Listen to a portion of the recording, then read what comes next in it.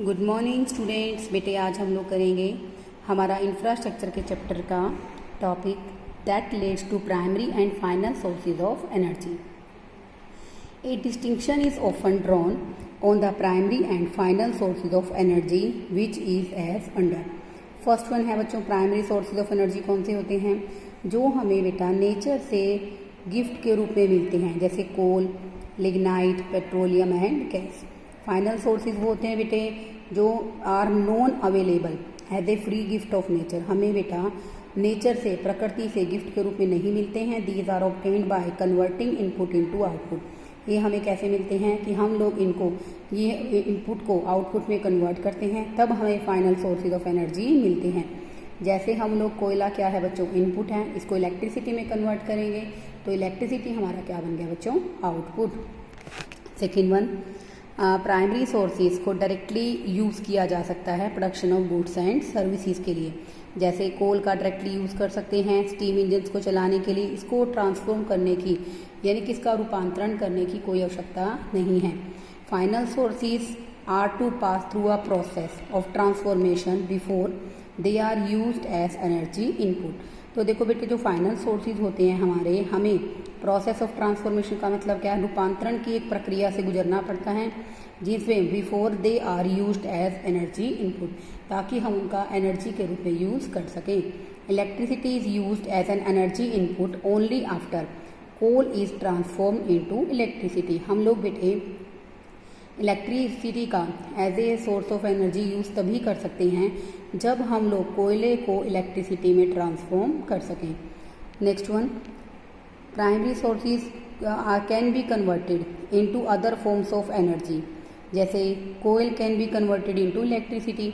हम लोग बेटे क्या कर सकते हैं, कोयले को इलेक्ट्रिसिटी में कन्वर्ट कर सकते हैं।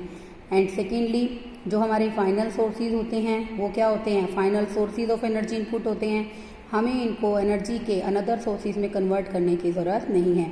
जैसे बेटे मान लो हम लोग कोयले को एज ए इनपुट यूज़ करके उसको इलेक्ट्रिसिटी में कन्वर्ट कर सकते हैं, लेकिन electricity can not be converted into coal. This is the basic difference between primary sources and final sources. आगे देखिए बच्चों, pattern consumption of energy in our India. Bharat के अंदर अगर हम लोग बात करते हैं तो हमारा बेसिकली एनर्जी को यूज़ करने का पैटर्न क्या है। First one, pattern of energy consumption refers to the percentage use of different sources of energy. Pattern of energy consumption हमें क्या बताता है कि हमारे पास इतने सारे रिसोर्सेज हैं एनर्जी के, हम उनका किस किस प्रपोर्शन में यूज़ करते हैं। Second one, percentage use of different sources of energy can be studied only when different energy sources are converted into some common unit। अगर हमें क्या करना है, परसेंटेज के बारे में पता करना है डिफरेंट सोर्स ऑफ एनर्जी के, तो इसके लिए क्या ज़रूरी है कि हम लोग डिफरेंट एनर्जी सोर्सेज को कॉमन यूनिट के अंदर क्या करें, कन्वर्ट करें। In India different sources of energy are converted into common unit known as MTOE। Bharat के अंदर बेटे हम लोग एनर्जी के डिफरेंट सोर्सेज को एक कॉमन यूनिट में कन्वर्ट कर सकते हैं, जिसको हम लोग क्या कहते हैं, million ton of oil equivalent. Third one है बच्चों इसमें, use pattern of energy has undergone a considerable change over time. देखो बेटे एनर्जी का जो पैटर्न है उसको यूज़ करने में समय के अनुसार बहुत अधिक परिवर्तन आया है। Primary sources of energy include, primary source में हम लोग कोयला, लिग्नाइट, पेट्रोलियम, नेचुरल गैस, इन सब का जो have witness a significant reversal in their use. इनके यूज़ करने का जो पैटर्न है उसमें बहुत अधिक परिवर्तन आया है। Non commercial use of these resources which was more than 1/3। अगर हम बात करते हैं नॉन कमर्शियल सोर्सेज का यूज़ कितना होता है, 1/3 होता है। कब होता था, 1953 और 54 में। Increase to nearly 3/4 in 2017 and 18। लेकिन 2017-18 में बढ़कर ये कितना हो गया, 3/4 हो गया है। It implies that between this period 53 to 54 and 2017 and 18 non commercial use of primary sources of energy has source of energy jumped from 1/3 to 3/4। यानी कि कहने का मतलब क्या है, 33% से लगभग बढ़कर कितना हो गया है बच्चों, 75% तक हमारा जो कमर्शियल सोर्स ऑफ एनर्जी का पैटर्न बढ़ गया है। फोर्थ पॉइंट है स्टूडेंट हमारा direct final consumption of coal.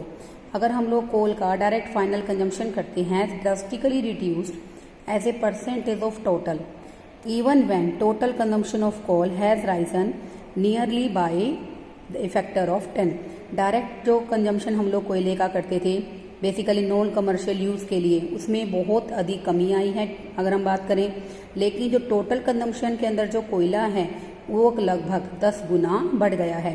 Presently coal is the primary source of primary and principal source of energy in India. हम सबको पता है बेटे वर्तमान समय में जो कोयला है वो कहीं ना कहीं हमारे देश में ऊर्जा का महत्वपूर्ण स्रोत है। It's consumption amounting rupees 963.91 million tons in 2018 and 19 compared to just 95 million ton in 1980s and 81। तो बेटे हम इस फिगर से क्या मतलब बेसिकली अज्यूम कर सकते हैं, आइडिया लगा सकते हैं कि कोयले का consumption as a source of energy बहुत ज़्यादा बढ़ गया है। Next one, our consumption of oil has considerably increased over time for which we are largely dependent upon oil rich Gulf countries. देखो बेटे हमारे देश में टाइम के अकॉर्डिंग कोयले का कंजम्पशन वही ऑयल का कंजम्पशन बहुत ज़्यादा बढ़ गया है। इसके लिए हमें खाड़ी देशों पर निर्भर रहना पड़ता है ताकि हम वहाँ से ऑयल को इंपोर्ट कर सकें। नेक्स्ट पॉइंट पढ़ेंगे बच्चों, consumption of electricity in agriculture. Agriculture के अंदर भी बेटे इलेक्ट्रिसिटी का कंजम्पशन बहुत ज़्यादा बढ़ गया है due to the use of tractor, due to the use of agriculture equipments in agriculture 500 times in a span of 68 years of plan period. 68 years की प्लानिंग के बाद बेटे लगभग इलेक्ट्रिसिटी का जो कंजम्पशन है एग्रीकल्चर सेक्टर में बहुत गुना बढ़ गया है। However compare to other sector, लेकिन अगर हम इसकी बेटा सेकेंडरी और टर्शियरी सेक्टर से कंपैरिजन करते हैं तो ये अभी भी हमारे देश में एग्रीकल्चर का जो परसेंटेज है वो क्या है, काफ़ी एग्रीकल्चर के अंदर इलेक्ट्रिसिटी का यूज़ का जो परसेंटेज है वो काफ़ी कम है। Next one, consumption of electricity in the industrial sector continues to be highest to other sectors. जो इलेक्ट्रिसिटी का कंजम्पशन है सबसे ज़्यादा बेटे कौन से सेक्टर के अंदर है, इंडस्ट्रियल सेक्टर में है, क्योंकि इंडस्ट्रियल सेक्टर के अंदर बेटे जितनी भी मशीन्स होती हैं वो बेसिकली इलेक्ट्रिसिटी की हेल्प से ही चलती हैं।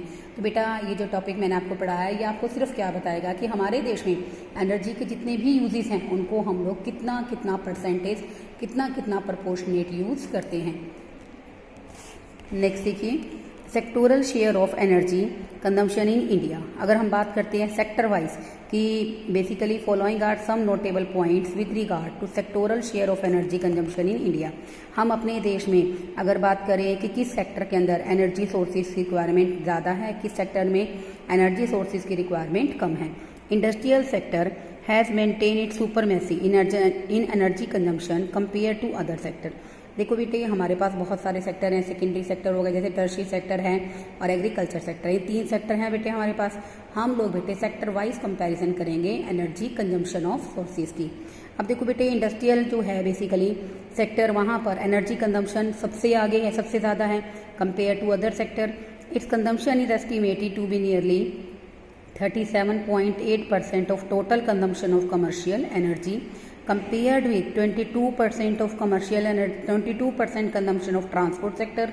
अब देखो बेटे इसकी जो कंजम्पशन है इंडस्ट्रियल सेक्टर की, टोटल कंजम्पशन की बात करें as a commercial source of energy 37.8% है, जबकि ट्रांसपोर्ट सेक्टर में कितना है, जस्ट 22% है। और अगर हम बात करें एग्रीकल्चर सेक्टर में 21.9% है और हाउस होल्ड कंजम्पशन की बात करें तो 24.3% है।